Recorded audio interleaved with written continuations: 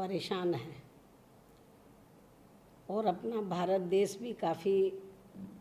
इससे दुखी है। और इस कोरोना वायरस की वजह से लगे लॉकडाउन को लेकर तो वैसे तो समाज के हर वर्ग के लोग दुखी हैं, विभिन्न क्षेत्रों में लगे लोग दुखी हैं, लेकिन सबसे ज़्यादा जो दुखी हैं वो प्रवासी मजदूर लोग हैं। जो सबसे ज़्यादा दुखी हैं वो प्रवासी मजदूर लोग हैं। और जो प्रवासी मजदूर लोग हैं तो ये क्यों ज़्यादा दुखी हैं, क्योंकि इस बीमारी में जो केंद्र और राज्यों की सरकारों को खास तौर से लॉकडाउन के दौरान जो इनकी तरफ विशेष ध्यान देना चाहिए था, जिनकी करोड़ों में तादाद है पूरे देश में, तो इसकी तरफ ना केंद्र ने बराबर ध्यान दिया ना राज्यों की सरकारों ने। और जिसकी वजह से बड़े पैमाने पर तो जब ये लोग भूखे मरने लगे और ठहरने की कोई व्यवस्था नहीं थी, जहाँ ये लोग काम करते थे उनके मालिकों ने इनको निकाल दिया, इनको वेतन नहीं दिया, सरकार ने खाने की तरफ ध्यान नहीं दिया, तो तब फिर इन्होंने पलायन करना शुरू किया। जो श्रमिक लोग हैं, जब लगे कि अब हम भूखे मर रहे हैं तो इनको लगा कि भाई हमें मरना ही है, तो बाहर के प्रदेशों में क्यों अपने प्रदेश में जाके मरें, भूखे ही मरना है जब केंद्र और राज्यों की सरकारें बराबर ध्यान नहीं दे रही हैं। तो तब इन्होंने पलायन करना शुरू किया। और उसके बाद इससे भी ज़्यादा दुख की बात यह है कि जब इसकी आड़ में बीजेपी और कांग्रेस ने एक दूसरे पर आरोप प्रत्यारोप लगाकर तो घिनौनी राजनीति शुरू इन्होंने की, तो तब फिर मुझे मुंह खोलना पड़ा, ये बोलना पड़ा कि आज जो पूरे देश में जो प्रवासी जो श्रमिक लोग हैं, मजदूर लोग हैं, तो इनकी जो दुर्दशा हमें देखने के लिए मिल रही है, खास तौर से कोरोना वायरस की बीमारी के दौरान, लॉकडाउन के दौरान जो सबसे ज़्यादा खराब दुर्दशा देखने के लिए मिल रही है, तो इसके लिए सही मायने में वास्तव में तो जितनी बीजेपी जिम्मेवार है, केंद्र की सरकार, उससे कई गुना ज़्यादा कांग्रेस भी जिम्मेवार है इन लोगों को इस ऐसी स्थिति में लाने के लिए। ये बात मैंने इसलिए कही क्योंकि जब मुझे लगा कि ये घिनौनी राजनीति कर रहे हैं, श्रमिकों की तरफ बराबर ध्यान नहीं दे रहे हैं, उनके ठहरने की व्यवस्था, खाने की, भेजने की, उसकी तरफ ध्यान देने की बजाय घिनौनी राजनीति कर रहे हैं, तो तब मुझे मजबूरी में कहना पड़ा कि आज जो इनकी हालत दयनीय बनी हुई है, तो इसके लिए ये दोनों पार्टियां बराबर की जिम्मेवार हैं, ये मुझे बोलना पड़ा। और इतना ही नहीं, तो जब मैंने कांग्रेस को भी कहा कि जो आज पूरे देश में जो करोड़ों की तादाद में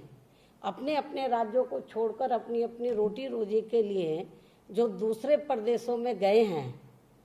और जहाँ से अब वो लोग पलायन करके आ रहे हैं आज कोरोना की बीमारी के समय में, तो इसके लिए जिम्मेवार मैंने कांग्रेस को क्यों बताया, क्योंकि आज़ादी के बाद केंद्र और ज़्यादातर राज्यों में कांग्रेस सत्ता में रही लंबे अरसे तक, और कांग्रेस के समय में ही तो जब खास तौर से दलितों को, आदिवासियों को, पिछड़ों को, अपर कास्ट में से गरीबों को, अकलियतों को जब रोटी रोजी के साधन नहीं मिले और किसान भी भूखे मरने लगे, तो तब इनको अपने अपने राज्य छोड़कर बड़े बड़े नगरों में, महानगरों में, तो जहाँ पर भी छोटे मोटे कारोबार थे वहाँ इनको रोटी रोजी के लिए जाना पड़ा, पलायन करना पड़ा। और बड़े पैमाने पर यह पलायन हुआ कांग्रेस की हुकूमत में। और इनकी हालत बहुत ज़्यादा खराब थी,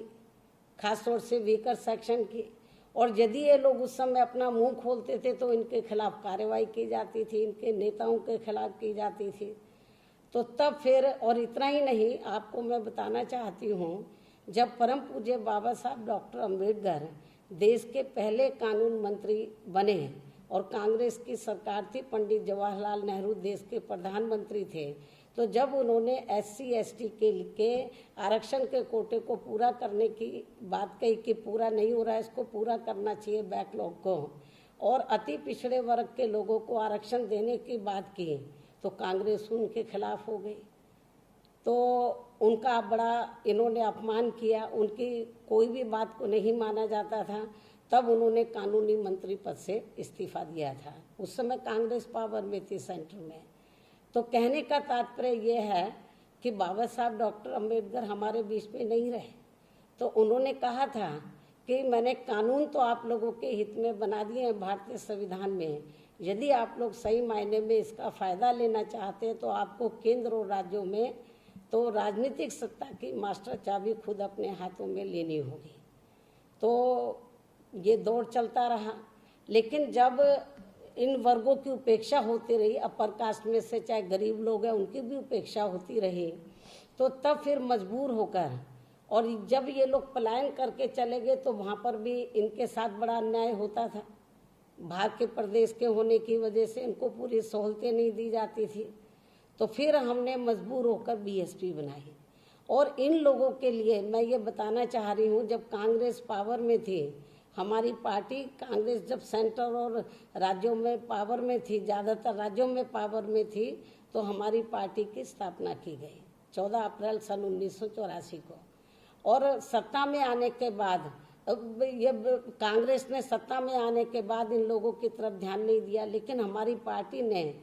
फिर इन लोगों में चेतना पैदा करने के लिए तो पूरे देश में इन लोगों को जगाने के लिए आंदोलन किया था, श्रमिकों को, कि आप लोग अपने राज्यों को छोड़कर दूसरे राज्य में गए हैं, आपके साथ जानवरों से भी ज़्यादा बदतर व्यवहार हो रहा है, आपसे काम ज़्यादा लिया जाता है, वेतन कम दिया जाता, पूरी सुविधा नहीं है। तो हमने आंदोलन भी किया था इसको लेकर कि भाई ये भी अपने देश में शरणार्थी बने हुए हैं, तो ये अपने ही देश में शरणार्थी बने हुए हैं। इसको लेकर पूरे कंट्री में हमने BSP ने आंदोलन किया था। ये शायद मैं सभी विरोधी पार्टियों को ये बताना चाहती हूँ, चाहे सत्ता है या विरोधी पार्टियां हैं। और उसके बाद फिर हमने ये पार्टी बनाई, मतलब, लेकिन कांग्रेस के समय में सबसे ज़्यादा पलायन हुआ था। और जहाँ तक BSP का सवाल है, तो BSP जब पावर में आई, हमें 4 बार सरकार बनाने का मौका मिला, तो हमने सत्ता में आने के बाद तो बड़े पैमाने पर लोग और ना पलायन करें उनको रोका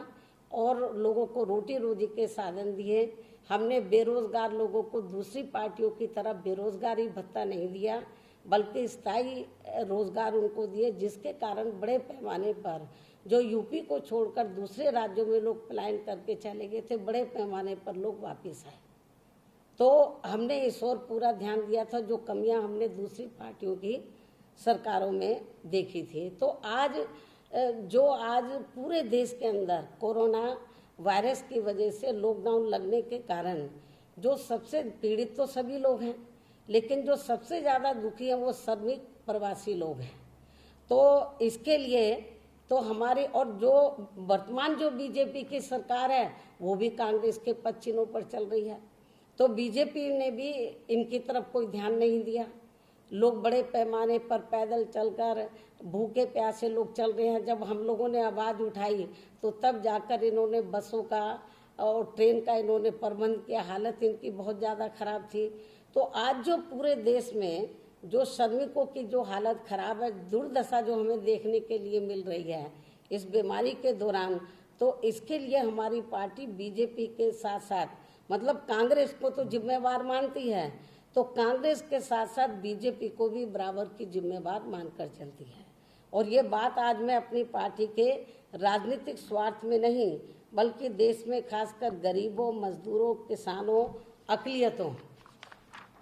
व श्रमिक प्रवासियों के हितों की वजह से कह रही हूँ। लेकिन इससे बीजेपी भी परेशान है। जब हमने असलियत जनता के सामने रखी, देश के सामने रखी, तो इससे कांग्रेस पार्टी के लोग भी बहुत ज़्यादा परेशान हैं। और अब कांग्रेस पार्टी अपनी कमजोरियों को छिपाने के लिए यहाँ तक कहने लगी है बीएसपी के बारे में कि बीएसपी बीजेपी से मिली हुई है और आगे चलकर बीजेपी के साथ मिलकर बीएसपी चुनाव लड़ने वाली है। यहाँ तक प्रचार करने लगे हैं इनके वर्कर, जिसमें रत्ती भर भी सच्चाई नहीं है। और इनके इस आरोप का हमारी पार्टी कड़े शब्दों में खंडन करती है और इनको ये भी बताना चाहती है कि देश के किसी भी राज्य में चाहे छोटा चुनाव हो बड़ा हो, हमारी पार्टी बीजेपी के साथ और ना ही अन्य किसी भी पार्टी के साथ, खास तौर से जो पार्टी सेंटर और ज़्यादातर राज्यों में कांग्रेस और बीजेपी के साथ तो बिल्कुल भी मिलकर कोई चुनाव नहीं लड़ने वाली है। और बीजेपी के बारे में जो कह रहे हैं, तो चुनाव लड़ने का आज तक हमने कोई मिलके चुनाव नहीं लड़ा और ना आगे हम लड़ने वाले हैं। तो जबकि मैंने आप लोगों को बताया कि इस मामले में सच्चाई ये है कि जैसा कि अभी मैंने बताया कि आज़ादी के बाद, मैं इस बात को फिर दोहराती हूँ, केंद्र और राज्यों में भी सबसे पहले वे सबसे ज़्यादा समय तक अधिकांश कांग्रेस पार्टी सत्ता में रही। और इसके अलावा जब बीएसपी बनी थी तो उस समय ये भी मैं बताना चाह रही हूँ कि हम लोग बीजेपी से मिले हैं, तो उस समय मैं कोई किसी का पक्ष नहीं ले रही हूँ, बीजेपी केंद्र और राज्यों की सत्ता में कहीं भी आसीन नहीं थी, फ्री हैंड था कांग्रेस के हाथ में। तो चाहती तो इन लोगों का ध्यान रख सकती थी, लेकिन जब इनका ध्यान नहीं रखा, इन्होंने इन मजलूमों का ध्यान नहीं रखा, श्रमिकों का ये लोग पलायन करने के लिए मजबूर हुए, तब बीएसपी को बनाने की ज़रूरत पड़ी। और इसका मुख्य कारण ये है कि जब इस पार्टी ने अपनी जातिवादी व पूंजीवादी मानसिकता के चलते पूरे देश में सर्व समाज में से खासकर गरीबों, मजदूरों, किसानों, कमज़ोर तबकों का बराबर ध्यान नहीं रखा, अक़लियतों को भी रोटी रोजी के साधन नहीं दिए, तो ये लोग फिर मजबूर होकर इन्होंने पलायन किया। आज जिनकी दुर्दशा हमें देखने के लिए मिल रही है, और बीजेपी भी कोई कम नहीं है। और बीजेपी भी जो है, जितना इनको ध्यान देना चाहिए था इस बीमारी में, तो इनको पलायन करने की ज़रूरत महसूस नहीं होती।